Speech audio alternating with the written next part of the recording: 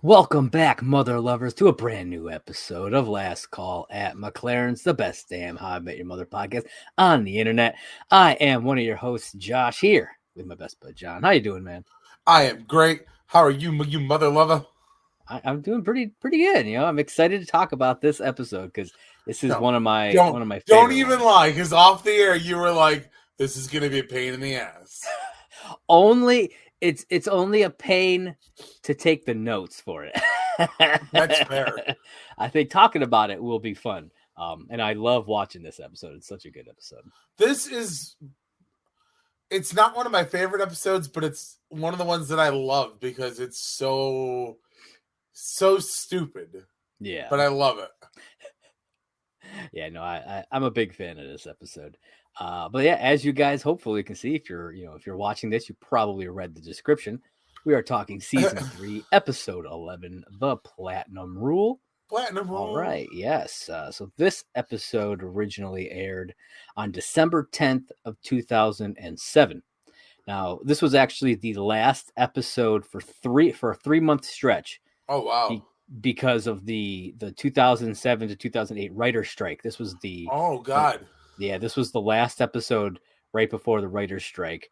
The next one didn't air until that following March. Shit, I remember that writer's strike. Yeah.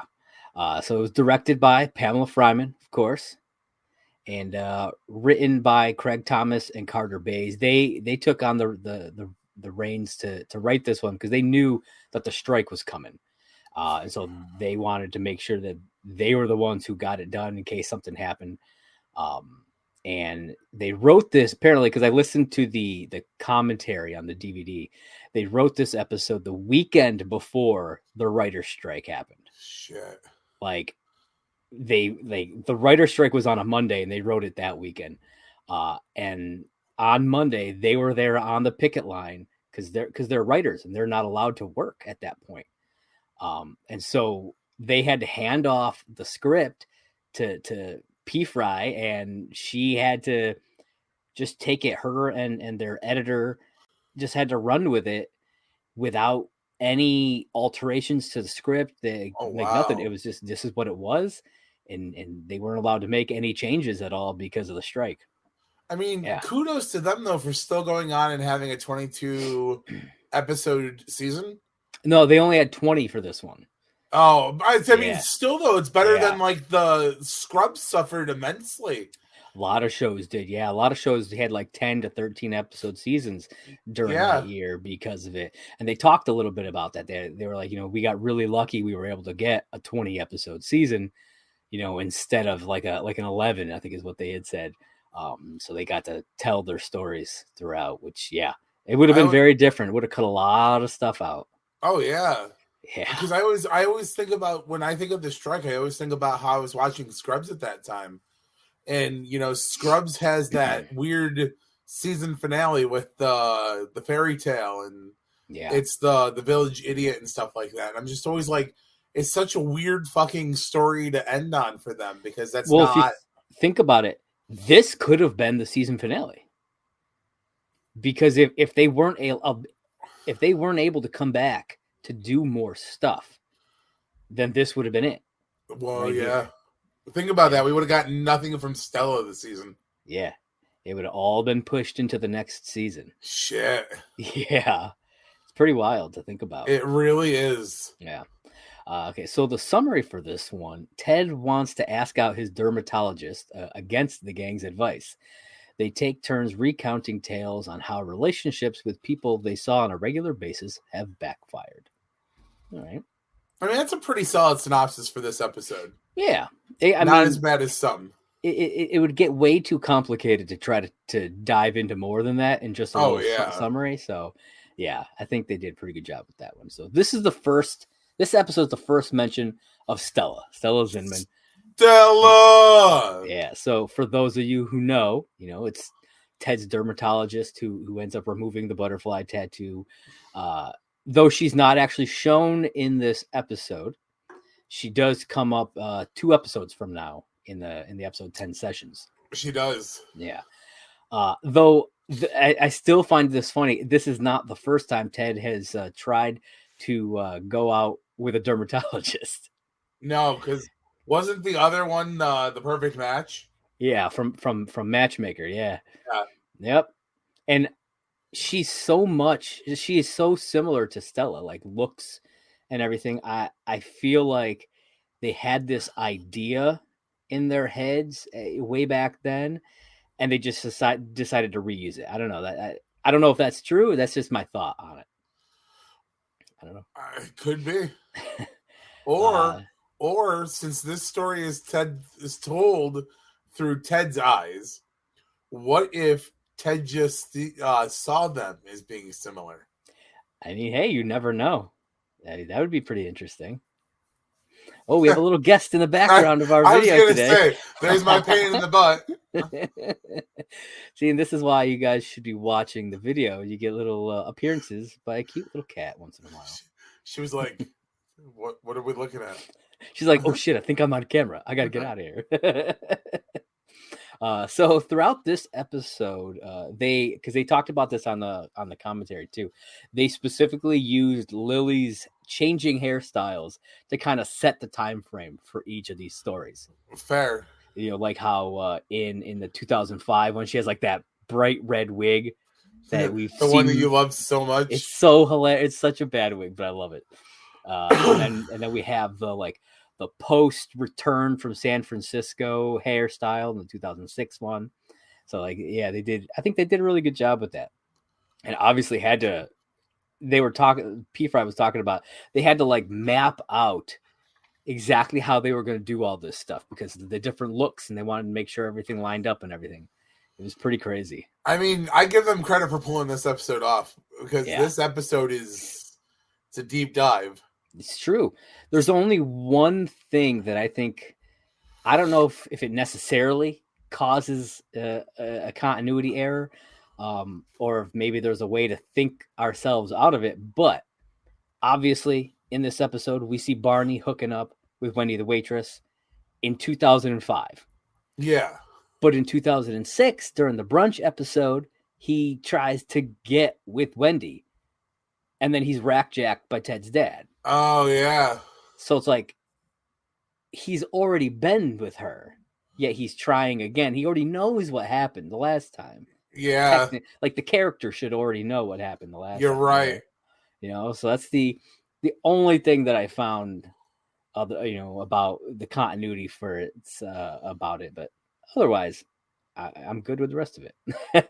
Though we never see these neighbors. We have never seen them up until now. We never saw Kurt up until now. You know, so it's like stuff that happened that we never got to see. And it's funny because the one neighbor, I think it's funny because I don't know her from much else. Kristen Shaw? Yeah. But I know that it's the voice of Louise Belcher. Oh, okay. Yeah. So, like, whenever I see her, I'm always oh, yeah, it's the chick who voices Louise. She was on a show called Last Man on Earth with Will Forte, and it was hilarious. And that's where I first kind of really got to know her. Like I've seen her in other things randomly, but didn't know who she was. But really got to know her on that. And so every time I've rewatched this episode, it's always fun to be yeah, it's fucking Kristen Shaw. Yeah, see, everybody's always got 100 things they know her from, and I'm like, no, I just really know her from Yeah, Bob's I've never Burgers. watched Bob's Burgers. Well, no, I take that back. I've watched one episode of Bob's Burgers. So yeah, so the daughter that wears the pink bunny ears. Yeah, it's her. Okay.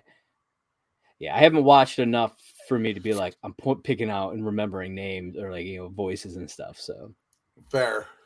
But all right, so we are going to get into some of this stuff here. I did want to point out we have several purple sightings throughout this episode. Yeah. In each of the time frames. So I thought that was really, again, I never know if they're doing this on purpose or not, but they used it in every era of it. So in the present time, Ted is wearing a purple shirt the entire time. A purple shirt. And then in 2005, Barney's wearing a purple shirt when him and Wendy get it on in the bar. In 2006, I'm pretty sure there was 2 instances, but I couldn't. On my second watch, I forgot to write down the second time because I know that there's a second time that Lily wears something purple, but she's wearing a purple dress when the neighbors show up and they're about to go out because they had like tickets to something. Yeah. Lily's wearing a purple dress. I'm pretty sure. I don't know. Like I said, I don't know that it was even ever done purposely to start. Yeah, I like to think that this was just something coincidental that fans started to notice because, certain colors work better on cameras and stuff like that. That's why a lot of wardrobes stick to like circulating so many outfits and stuff. Yeah. Or, certain shots are done certain ways. And that's why, like, I get into stories on that. But you know what I'm trying to say. Oh, yeah, absolutely. And then in 2007, Robin wears a purple shirt while they're at the bar, and when it's her time to say, "Yeah, well, I think it'll be okay," when they go through that little line of stuff, she's wearing purple at that point. So, and obviously, in all 4 instances, these relationships don't turn out good. I mean, Barney's doesn't end horribly, though. In his mind, though, it does. You know what I mean? In his mind, it definitely does. And it's like taking that step. That's why I think his purple at the moment that he's wearing it is perfect because, like, that's the moment that he makes the mistake. Yeah. When he sleeps with Wendy the waitress in that moment, and then everything just kind of downfalls from there for him.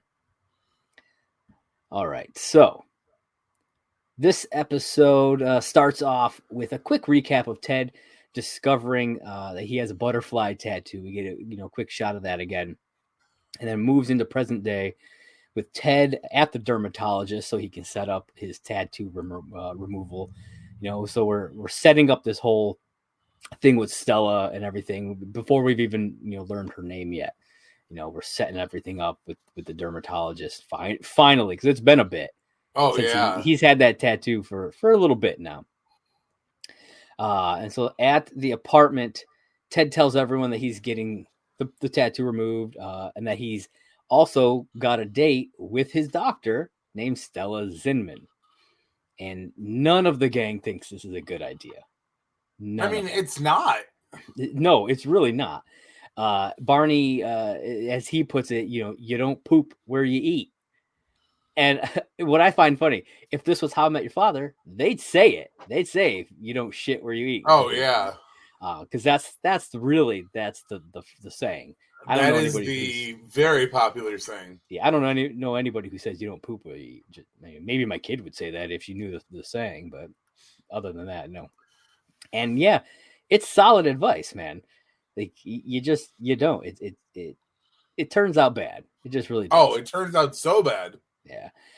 And so he asks Ted if he's ever heard of the golden rule, love thy neighbor, to which Ted, he pulls a corrector moment here. And he says that the golden rule is actually do unto others as you would want them to do unto you. And as I was doing my research, I came across something. Apparently, this Bible verse that he's claiming that is what it really is meant to be. The actual Bible verse is closer to Barney's golden rule because it's in the Bible. It's love your neighbor as yourself. I was going to say it's much closer to Barney's, but yeah. And Barney's golden rule is a thing and predates Christianity and can be found in almost all major religions, but was not actually given the name the golden rule until the 17th century. I thought that was pretty fair. He then outlines the platinum rule, which, opposed to the golden rule of love thy neighbor, the platinum rule is never, ever, ever, ever love thy neighbor. Yes. And Ted, he doesn't want to buy into any of this stuff. He says, if they're going to fail, it's not going to be because of some rule, which I find really funny because Ted's relationship with Stella does fail because of a rule, because he breaks the rule about inviting exes to the wedding. Yep. So technically, it did fall apart because of a rule, which I thought was Well, pretty cool. sad part is like it's one of the few times where Ted's good guy side fails him Yeah. because he was trying to do it for such a good reason. And like he was doing it for a selfish reason because he wanted Robin to be able to be there. true. That was really the reason why he invites Tony. True. You know I what I mean, you're mean? not wrong. Yeah. Yeah. So it's like Ted's always got a smidge of selfishness behind a lot of the things that he does. That's It's kind not of wrong. no. So they all decide they're gonna kind of tell their stories about what happened, to them in the past and why this is a bad idea. And so Barney lays out what the steps are, these 8 steps to the platinum rule, and how they affect all these stories. And I'm just going to quickly go through them. We've got attraction, which is instant and undeniable. And it says, and you should know better, but you always think at the time that it'll be different this time. Then we have bargaining. Uh, you make an excuse, any excuse to make it seem like this time will be different, and then things won't get that serious. You're trying to make yourself believe that things are going to be okay. Then we have submission, which is the moment that you give in to your urges. Perks, which is there's always benefits to the situation. You always find them. You find those before you realize that they're just not enough, for what's going on. Then you get to the tipping point, which is that moment that you realize that it's just not working anymore and you got to end it. Then it's purgatory, which is that feeling that you get when you can't escape the situation, no matter what you do. Then confrontation is when you finally get the stones to call it off. And fallout, because you have to see this person on the regular, so you have to deal with what comes after when it all ends. And then the stories, these stories are all kind of nestled within one another, which we talked a little bit about how we have Robin and Kurt in 2007, which we get the flashbacks to Marshall and Lily with their neighbors in 2006, which within that we get the flashbacks to Barney and Wendy in 2005, all Inception-like. And so now we're just going to jump into these, and we're going to start with 2007, John. Woo-hoo. Robin and Kurt the Iron Man. That's right. So Robin meets Kurt. He's the new sports anchor for Metro News 1, and she instantly is attracted to this guy, specifically after he mentions that he was once a hockey player. Robin and hockey. Oh, yeah, man. She even says, probably because she's Canadian, and that if he was missing some teeth, she'd have probably already slept with him. I thought that was kind of funny, though, that she's not denying, like, she kind of calls slut on herself. She does. Absolutely, man. She calls Canadian slut on herself. Canadian slut. And then one day, Kurt invites Robin to a hockey game. And they have a great time. Robin, she begins to fall for Kurt a bit more. Dude, those panties got wet. Real wet, man. And then they started making out. The guy hot and heavy at the game here. Oh, they did. Oh, yeah. And then back at the bar, Robin tells the gang about the perks of dating Kurt. They can share a cab to work. The perks of Kurt. Perks of Kurt. They can share a cab to work. They always have a standing lunch date, and she even got to go into the locker room at the hockey game because of him and meet some of the players. So a lot of good perks here for dating this guy, according to Robin. Then after one of their broadcasts that they had, Robin asks Kurt, if he'd like to do something later, and he gets like all weird, kind of passive aggressive and shit, because she didn't call him the night before. Yeah. And so she apologizes and backs off. And he's like, oh, I don't want to fight because it's our first week anniversary. And I'm just like, man, like, oh my God. It's like you guys have been together a week. Yeah, and it's like you thought, like at that point, you think it would be longer. Yeah. like at least like a month maybe, but like a week? A week. Come on, dude. Yeah. And so this is kind of Robin's realization moment that she Yep. has, that this whole thing with Kurt, it's just not working out. So then we head over to the bar. Robin is telling the gang about how Kurt keeps, leaving her love notes on Post-its all over the station, which that's kind of that's a bit much. That's stalkerish. Yeah, I was hesitant to say that, but you are right. No, I mean, like Yeah. I always like to use this show to make and drive points home. It's Dahmer Dauber effect. Yeah, it is, man. And like this is totally Dahmer.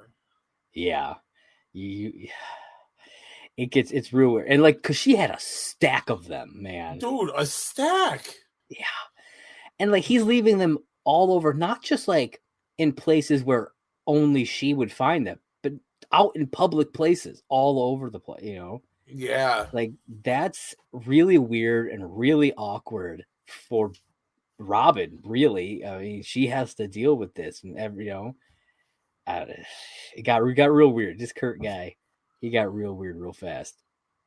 And he doesn't take things well when she finally decides that she's gonna end things with him. He does not take it well at all. No, he does not.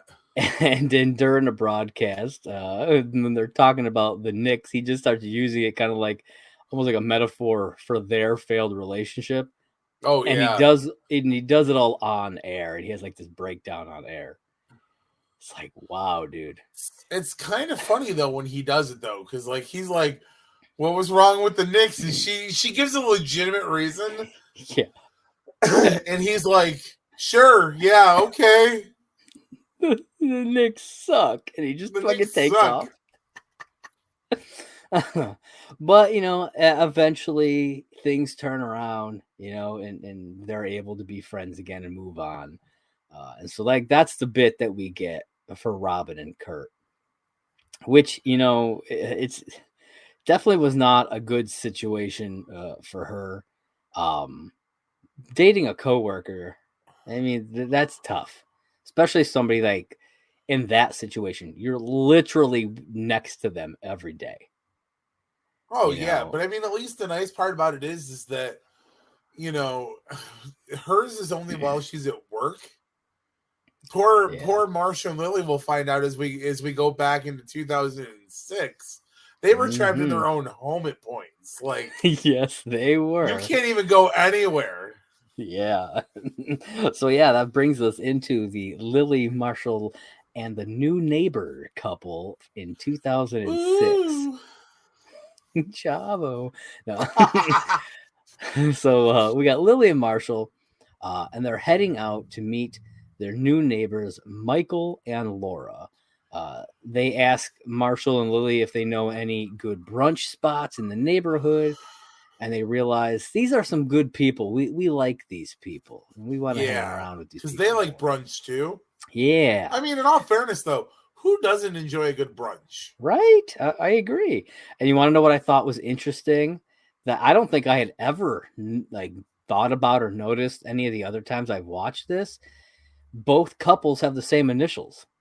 It's Marshall and Lily, Michael and Laura. Oh shit! Yeah, I don't think I'd ever really thought about that.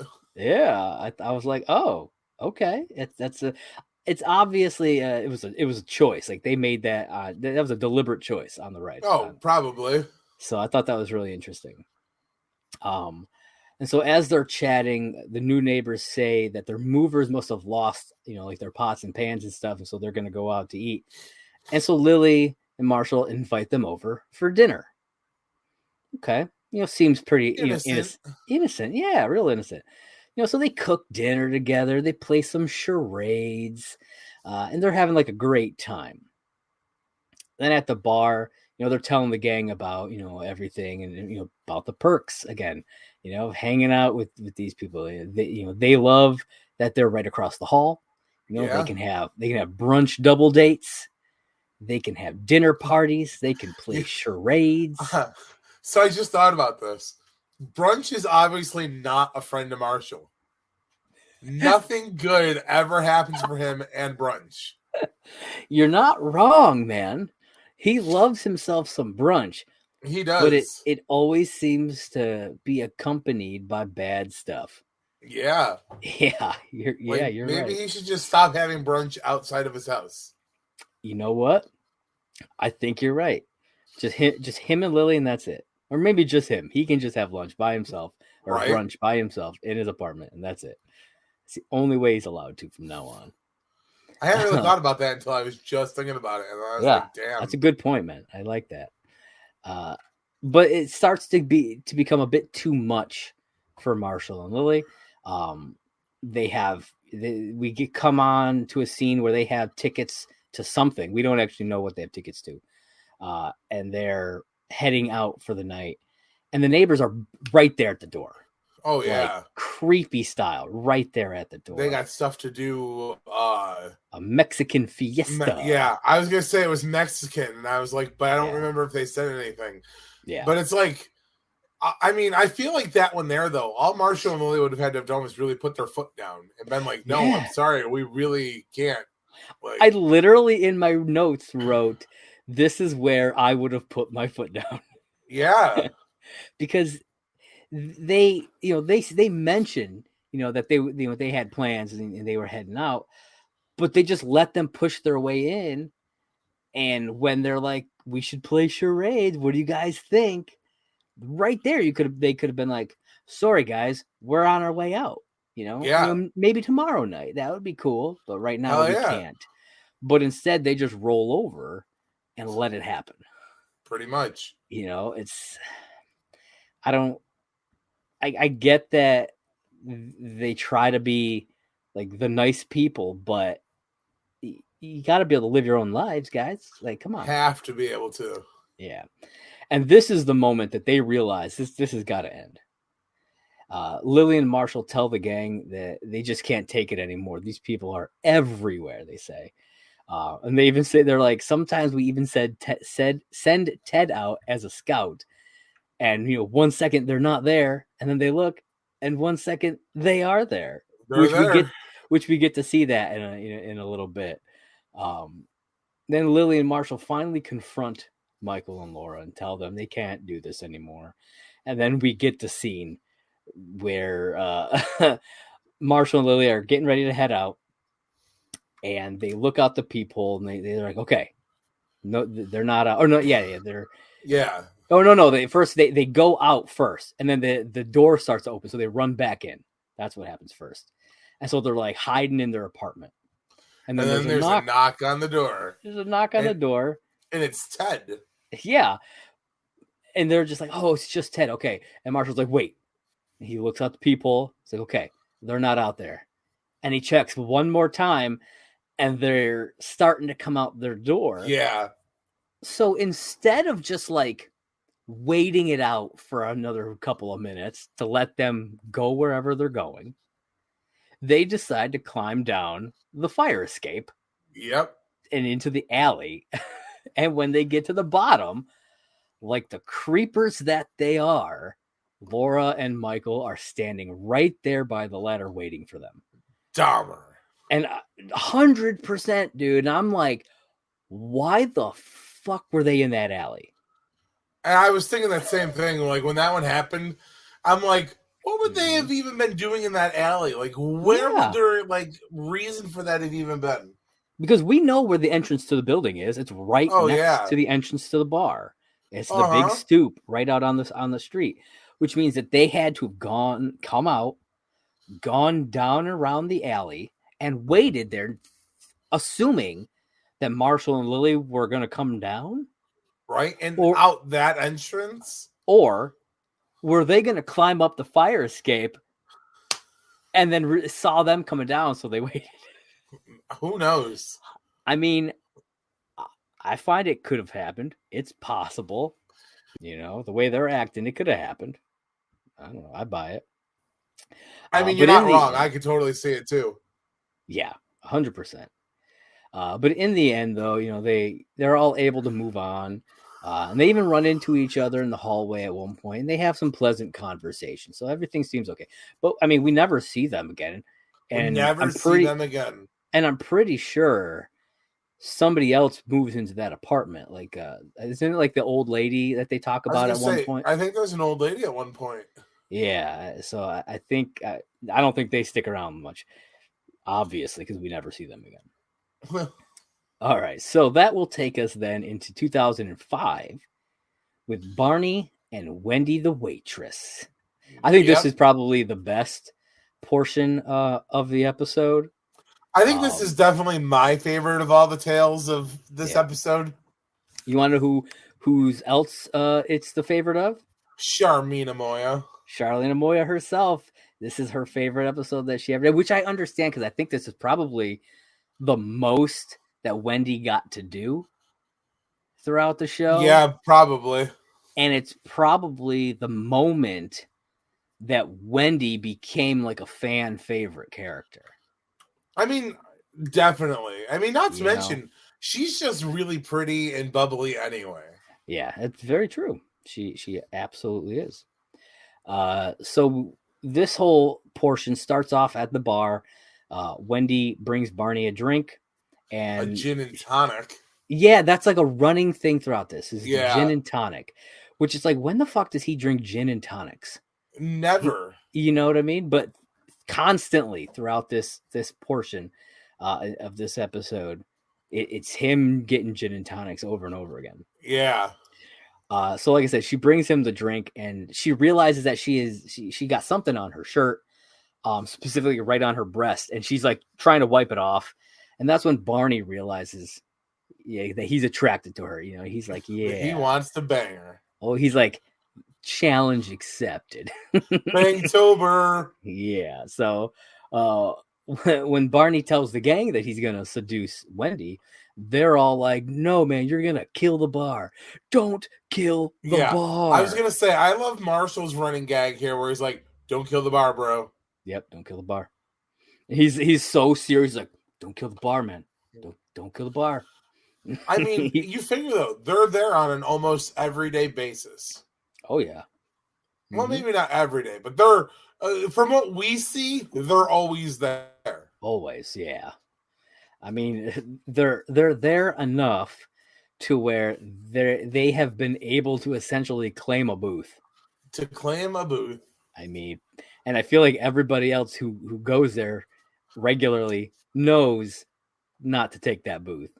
Yeah, Carl will fucking throw him out of there like a crazy man. You know it. And if not crazy, or not Carl, the oh god, what was the other Doug? One? It was a Doug. Doug, yeah. Crazy Doug. Crazy Doug, who's apparently always there, but you just never see him.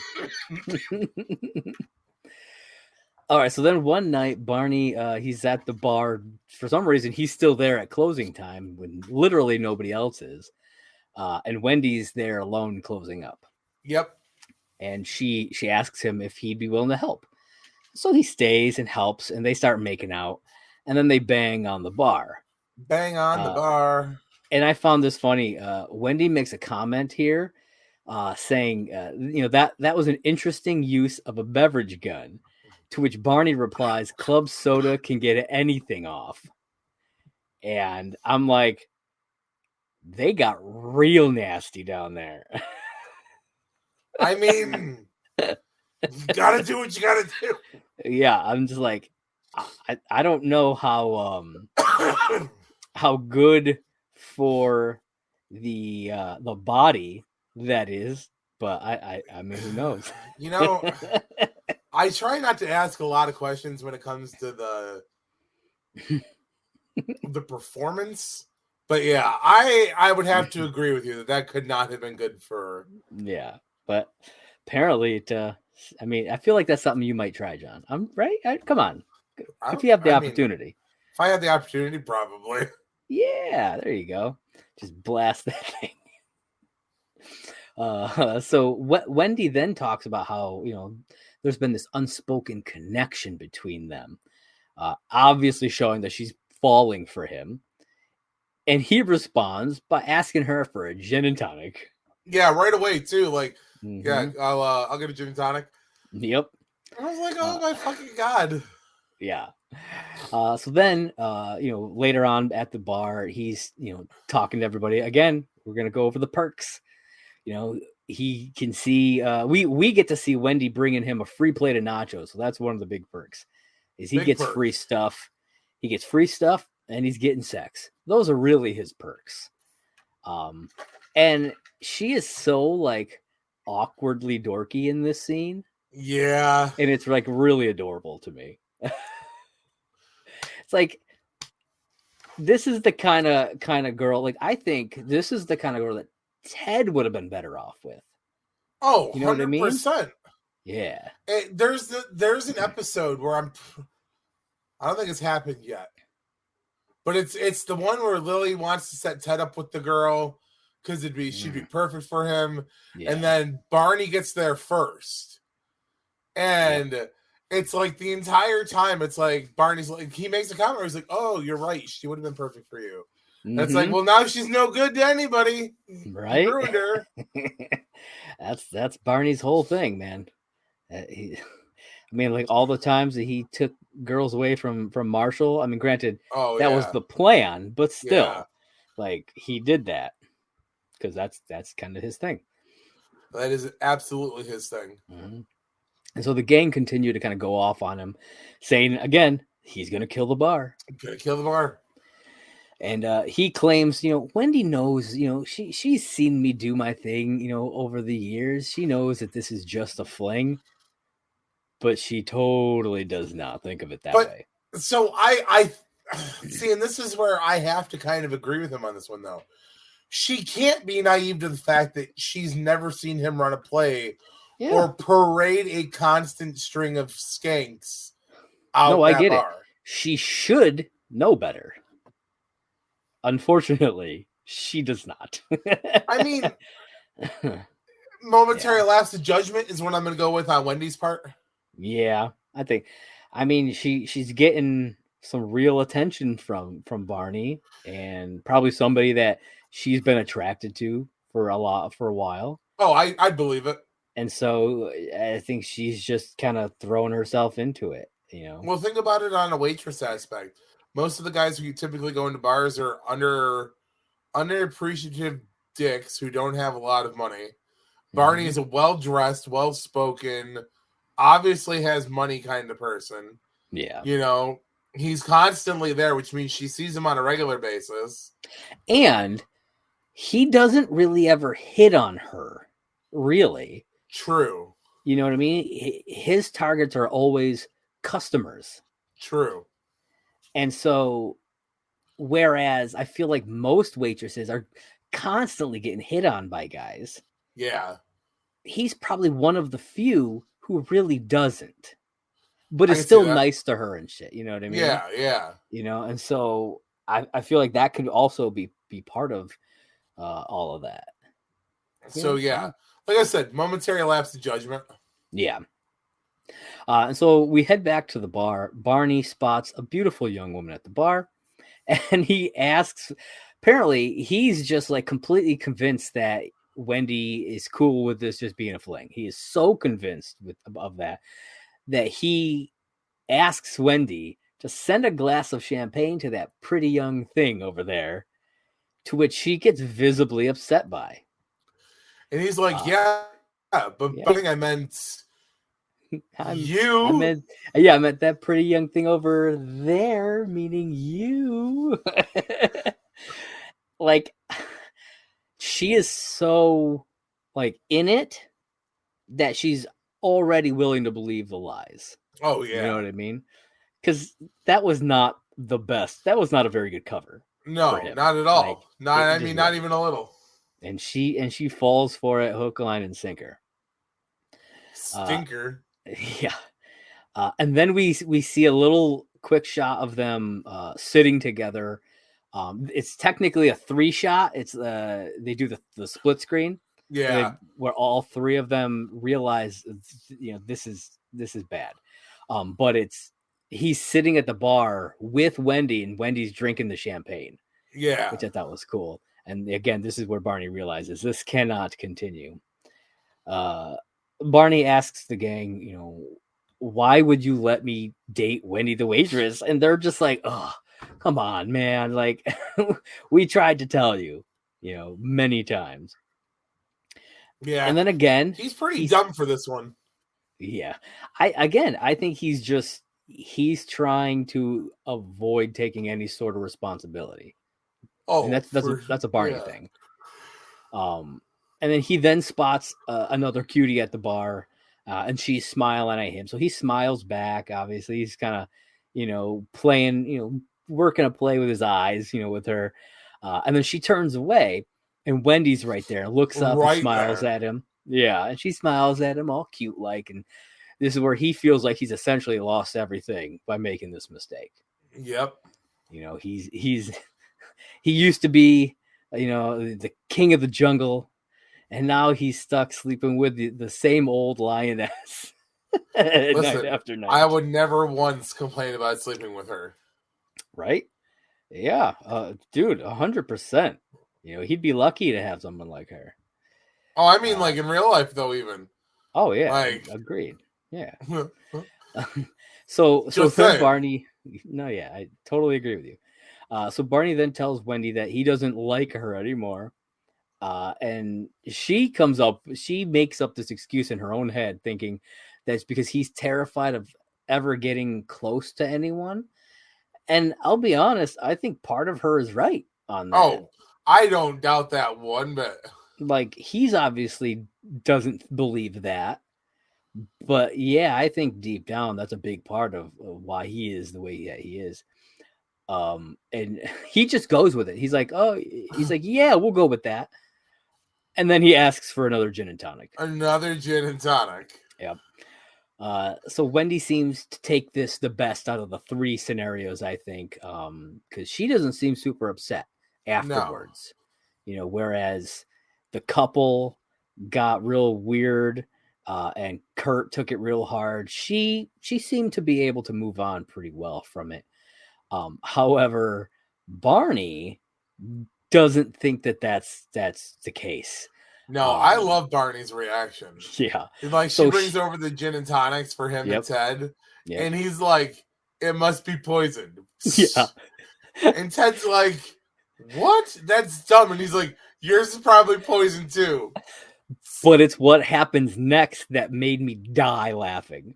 The hamburger? Uh-huh. Oh my God, yeah. Where'd Marshall get that burger? I don't know. Wendy the waitress probably brought it over to him. Oh no. She's trying to poison Marshall too. And he like fucking dives and he's like, wham! Slow-mo, just like he chucks a chair out of the way and just dives over that booth. And the way he smacks that burger out of Marshall's hands, I died laughing both times I watched it. So it was so funny. The thing that makes me laugh is I really wish, knowing where we go further in the show, that like they could have like had the moments elsewhere, because I would have loved because Marshall goes, bro. Yeah. And I would have loved for him to have looked at Lily and been like, see, baby, if we could find the place with the red door, this would never have happened. That would have been awesome. 100%, dude. That would have been a great throw in if they knew. Yeah, like you said. And then at the end, Wendy seems to have fully moved on. Yep. She brings up another gin and tonic, which is like what, the fourth or fifth gin and tonic that he had throughout this episode. Oh yeah. To which once again Barney dumps it out because he still doesn't trust that. Yeah, but I love that he dumps it and then he's like, cuckoo. Yep.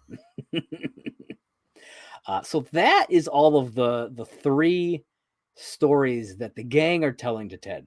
But we still have stuff that happens with Ted, Oh, yeah. We talked a little bit about what happens at the beginning. But then, it continues on throughout, in between the stories and stuff. And throughout the stories, Ted he's at the mirror and he's like working on his hair. And they make this joke like, oh yeah, okay, if you're working on here, we got like a half an hour. Because great takes joke. Yeah. And every time he goes to leave, Barney runs over and like messes his hair up so that he has to stay longer. Oh yeah.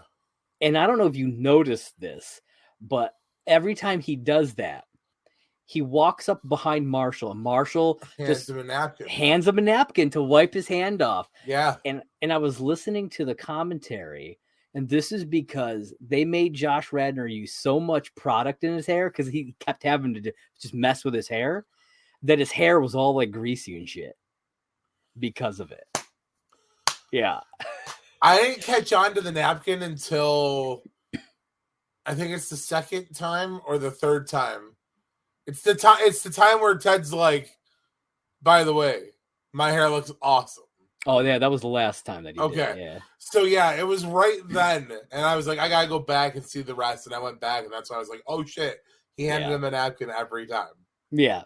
It's because it does make sense though, because his hair does look way more greasy than normal in this episode. Because he kept having to do stuff with it.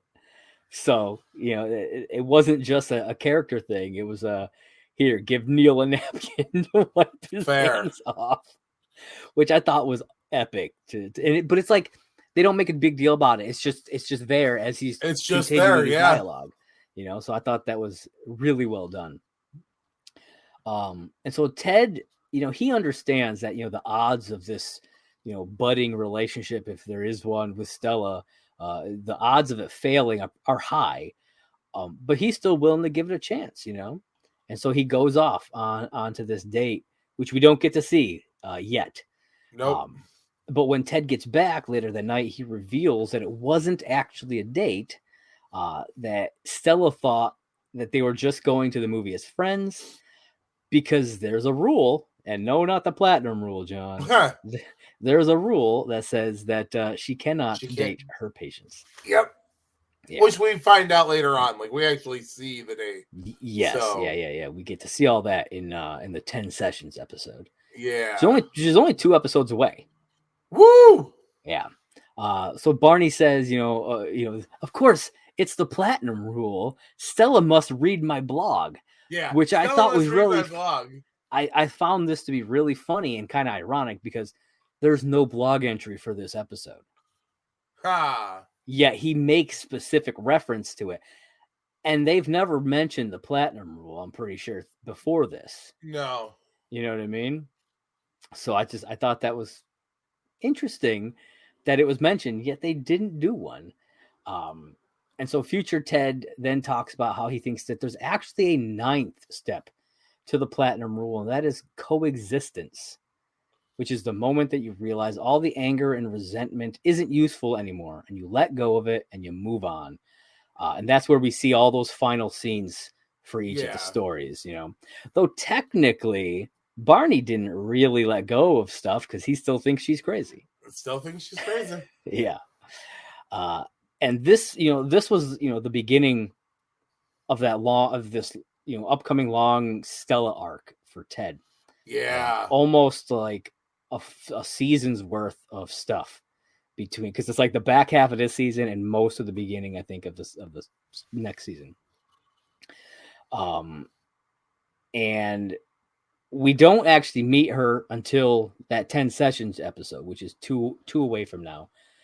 And that's when we get to see the date and everything like that. But the next episode, it doesn't even have anything to do with her, which I think is interesting. What's the next episode? It's the St. Patrick's Day episode where he finds the umbrella. Oh God.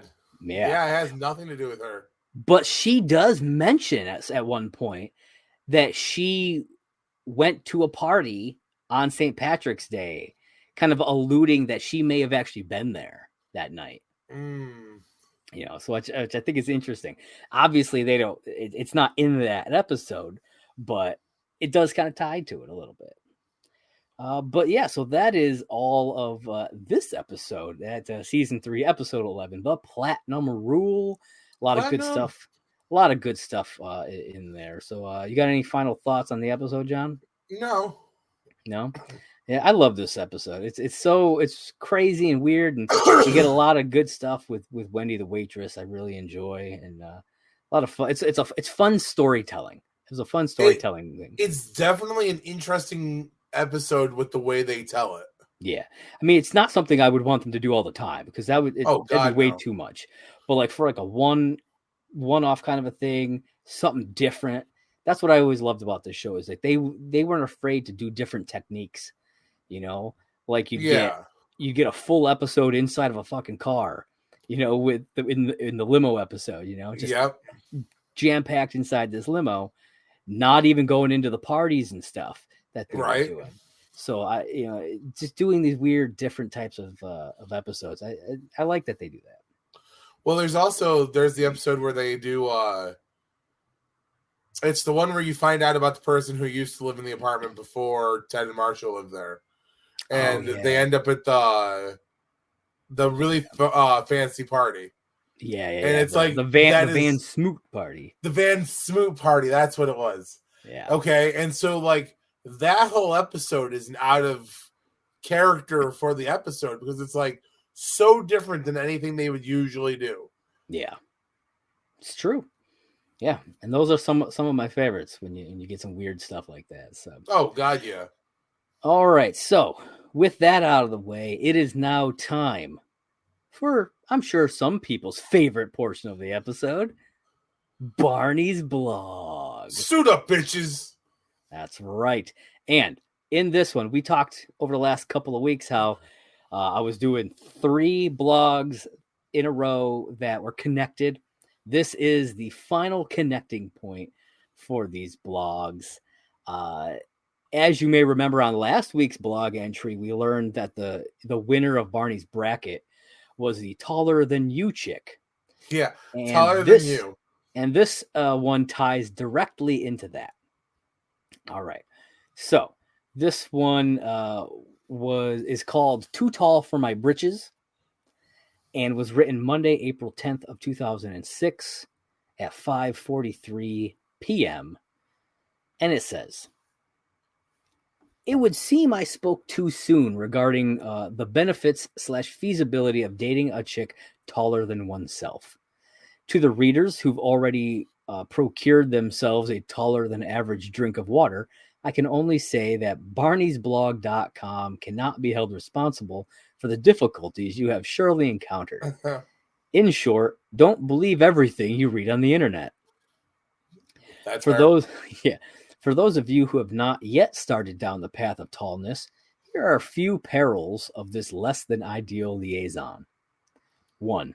Tracking skills. Apparently, the taller than you chick's unique stature allows her to constantly locate and ogle other potential mates, like a periscope in a sea of dudes. No matter where you are, be you seated or be you standing, she will be constantly looking right over your head, almost as if she were not that captivated by your rakish charms. Now, please bear in mind that this is not your fault. It could and does happen to everyone. The girl is merely behaving in accordance with the length of her neck. 2. Forgetfulness. Apparently, the mental duress of coordinating so many inches of tall chick body leaves very little brain power left for remembering things. Things like which bar a gentleman may have suggested a tall chick meet him at, or where she can put his business card when he gave it to her. It seems even minor things like unreturned voicemails can slip a tall girl's mind many times a day. I guess they're just too tall to pick up a phone and call you back. Huh. I'll be honest, in that portion, Barney sounds a little whiny. A little bit. Like she I didn't was call gonna me say back. that's uncharacteristic. Yeah.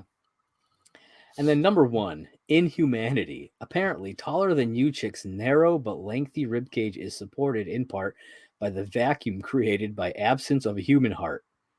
It makes sense if you think about it. No human heart could be strong enough to pump blood all the way to the ends of their freakishly long extremities. This lack of heart makes it impossible for taller than you chicks to experience normal human emotions, which makes it oddly unsympathetic to a partner's needs and desires and immune to lines and moves that would make a normal shorter than you woman melt. Trust me, it's not even worth it. Again, he's whiny. And I think it's because this chick did not fall for his shit. I mean, that's exactly what it sounds like. You know what I mean? So he's getting all like, the Knicks suck. That's what he's turning into a Kurt in this situation. Oh, man. God. Fair enough. Okay, so then it says, in conclusion, dating a chick that is taller than you is not, as previously supposed, all that possible. And really, it's her loss. We weren't even that interested in taller than you chick to begin with. For one thing, she would be terrible at laser tag. She couldn't hide behind anything. I therefore annul taller than you chick's recent victory in the 2006 NHCA Women's Hotness Championship, anointing a replacement co-winners, high school lacrosse champion, and recently released female convict. Brackets schmackets. Those are two ladies who understand what true hotness is all about. And there we have it, folks. That is the end of a long tale, 3-week tale of Barney's bracket of hotness and whatnot. Barney's bracket of hotness. I like it. Yeah. So I want to get your thoughts on that, on this whole. We've been through a journey, John, for the last. We 3 have weeks. been through a journey. Now, I know who I picked off the bracket originally, thinking it would be a winner. But who were you rooting for? Oh man, I'd have to go back and even look at who was still on it. But I mean, I feel like looking from the ones I can remember, I thought your pick would have been higher. With the Farm farmer's girls, daughter. in my opinion, yeah, man. I love a good farm girl. Like, you give me a country girl and a good pair of jeans and a fucking t-shirt or a fucking flannel, man, I am melted butter on a hot summer day. Like, I'm like, you need help moving that hay? And that's funny because you know where that would go. I'd be dead. Yep. I'll risk it. Yes, you would, my friend. I'll risk it for the biscuit. All day for that cookie. All right, folks. Well, I think that about wraps everything up for season 3, episode 11, the Platinum Rule. John, you got anything left that you want to add? Nope. All right. Well, in that case, why don't you let everybody know where they can find you? Well, peeps, hop on over here at Twitter. Find me at Simply Saying J1. I have a podcast and a blog that you should be checking out. If you're not, you're missing out. It's true. It's true. I mean, that's pretty much as simple as it gets. It's simple for the simply sane. It's simple and it's sane. There it is. No, it's insane. That's pretty. Yeah, you're probably right there. But you can find me on Twitter at movieblog Merc. That is the Twitter page for my site, Merc with a Movie Blog. If you're watching this on the YouTube channel, you are watching it on the Merc with a Movie Blog YouTube feed. Be sure to hit that like button if you like what you're watching. Smash that subscribe button. Click that little bell, wherever that bitch may be. If you're listening to us on audio, you can check us out on anchor.fm/last call, HIMYM. While you're there, leave us a voice message, give us your thoughts. If you found an error, if you just had a cool comment about something, whatever, man, let us know. We'll play it on air and we'll talk about it. If you're listening on Apple Podcasts, you can leave us a 5-star review and we will read that out on air as well. We're also available on Spotify, Stitcher, all the other major podcasting platforms. And be sure to check us out on Twitter and Instagram, I should say. Twitter, at Last Instagram, Call, Patreon. HIMYM. Yeah, all those good places at Last Call, HIMYM. But outside of that, I don't think we have anything left for them, John. What do you got for them? You don't have to go home, but you can't listen here. That's right, everybody. Catch you next time.